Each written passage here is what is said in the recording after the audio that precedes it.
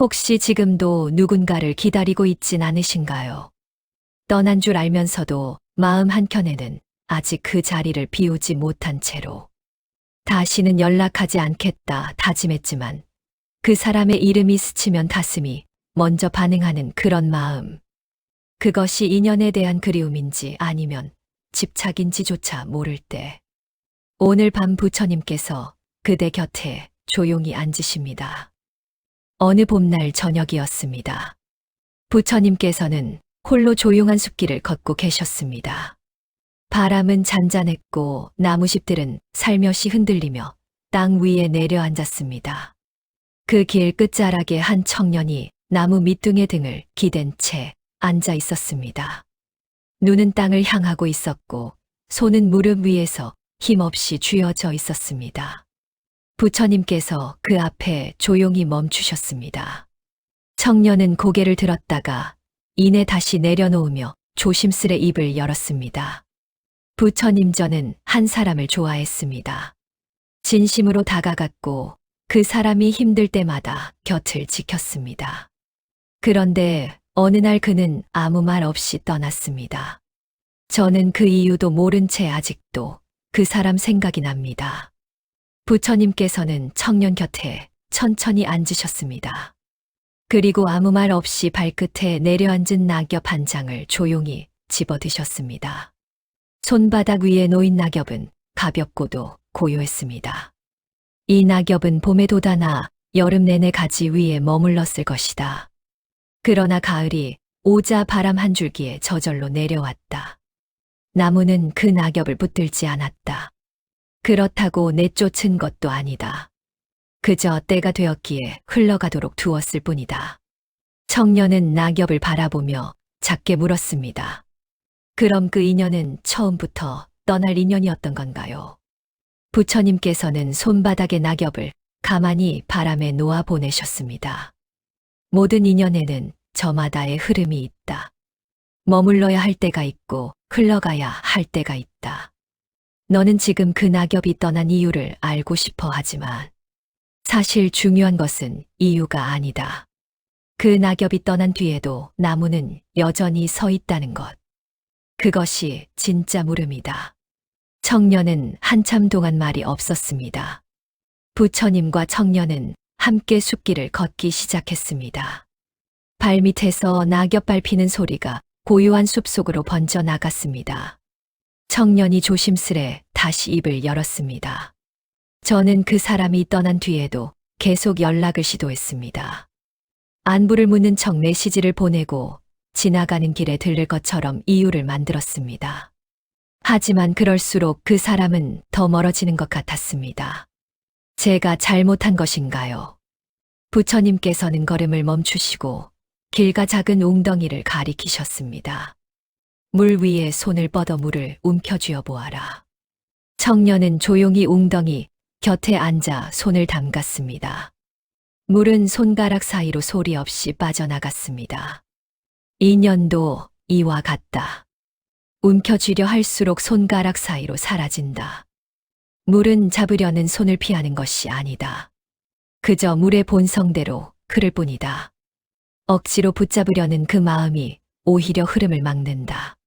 청년은 젖은 손을 조용히 바라보았습니다. 그럼 저는 그냥 아무것도 하지 말았어야 했던 건가요?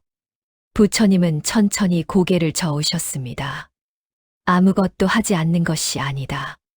마음을 다스리며 기다리는 것과 조급함 속에서 손을 뻗는 것은 다르다. 전자는 자신을 지키는 일이고 후자는 자신을 잃는 일이다. 두 사람은 다시 걸었습니다. 저녁빛이 숲 사이로 길게 드리워지고 있었습니다. 청년의 발걸음은 아까보다 조금 느려졌습니다. 마음속 무언가를 내려놓으려 하는 것 같기도 하고 아직 붙들고 있는 것 같기도 했습니다. 부처님께서 조용히 말씀을 이으셨습니다. 너는 그 사람을 진심으로 대했다고 했다. 그 마음이 거짓이 아니라면 너는 이미 할 수 있는 것을 다 한 것이다. 인연이 머물지 않은 것은 내 진심이 부족해서가 아니다. 그 인연의 흐름이 그 방향으로 향했을 뿐이다. 청년은 입술을 꾹 다물었습니다. 그렇지만 부처님 억울합니다. 저는 분명히 그 사람 곁에 있어 주었는데 왜 저는 이렇게 아파야 하는 건가요? 부처님께서는 청년의 발걸음 곁에 떨어진 돌멩이 하나를 집어 드셨습니다. 이 돌을 한참 동안 손에 쥐고 있어 보아라. 청년은 돌을 받아 쥐었습니다. 처음에는 아무 느낌이 없었지만 시간이 지날수록 손바닥이 뜨거워지기 시작했습니다. 원망이 바로 이와 같다. 원망은 그 사람을 태우지 않는다. 그것을 쥐고 있는 너의 손을 뜨겁게 만들 뿐이다. 그 인연이 소중했다면 그 기억은 너를 따뜻하게 해야 한다. 그러나 지금 그 기억이 너를 태우고 있다면 그것은 더 이상 기억이 아니라 집착이다. 청년의 손에서 돌이 조용히 떨어졌습니다. 숲길은 점점 깊어졌습니다. 어둠이 내리기 시작하면서 나무들 사이로 첫 번째 별이 하나 떠올랐습니다. 청년이 하늘을 올려다보며 말했습니다. 부처님, 그 사람을 잊어야 할까요? 그렇게 하고 싶은데 자꾸만 그 사람의 목소리가 떠오릅니다.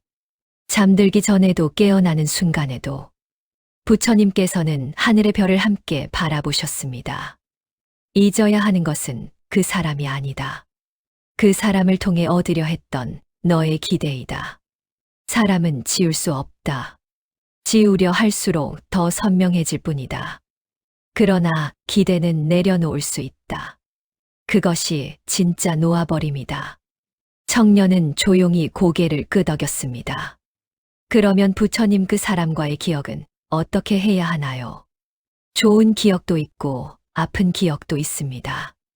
어느 것은 붙잡고 싶고 어느 것은 지워버리고 싶습니다. 부처님은 바람에 흔들리는 나뭇가지 끝을 바라보시며 말씀하셨습니다. 강물은 흘러가면서 돌멩이도 품고 꽃잎도 품는다.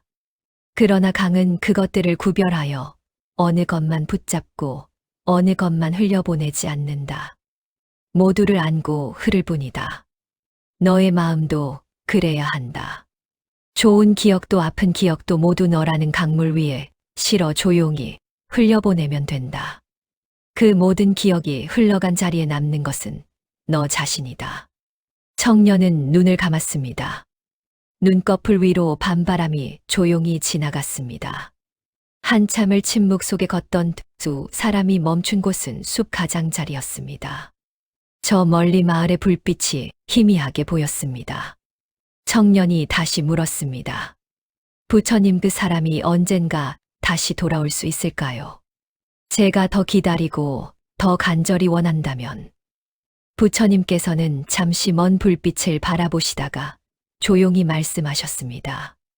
새는 억지로 불러서 오지 않는다. 가지가 단단하고 그늘이 깊으면 새는 스스로 날아든다. 인연도 그와 같다.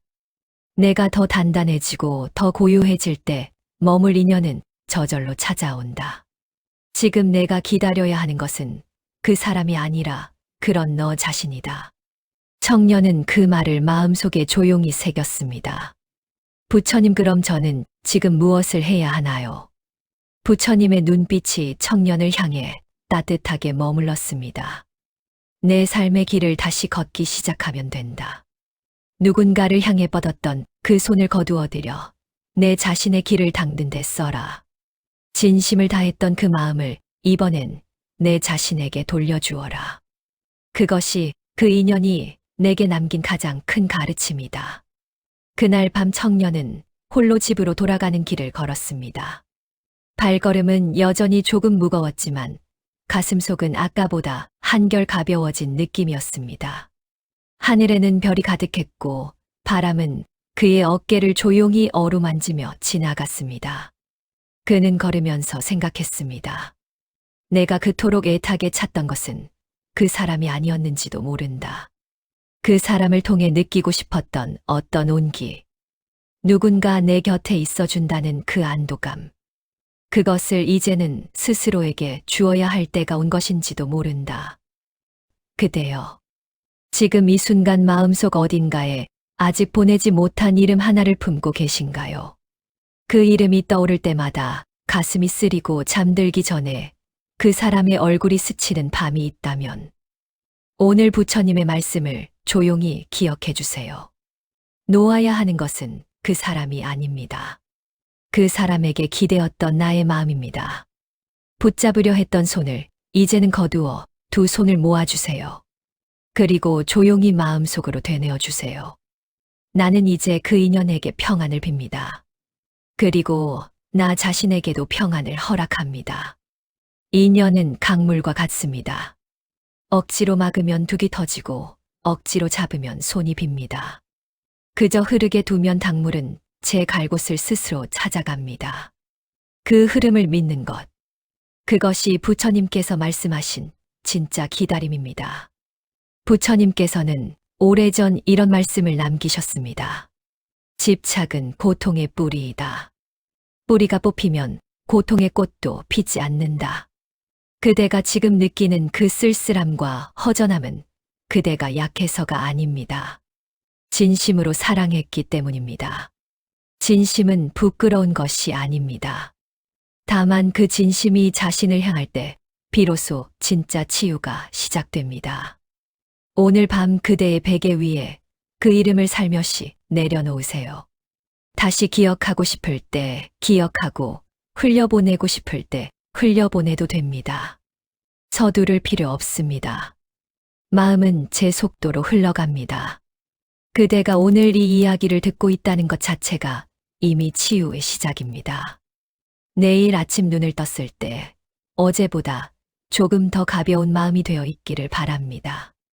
그리고 거울 앞에서 오늘 하루도 잘 왔다고 스스로에게 조용히 말해주세요. 인연은 언제나 때가 되면 다시 옵니다. 그러나 그보다 먼저 그대 자신이 그대에게 돌아와야 합니다. 나무 아미타불, 나무 아미타불, 나무 아미타불.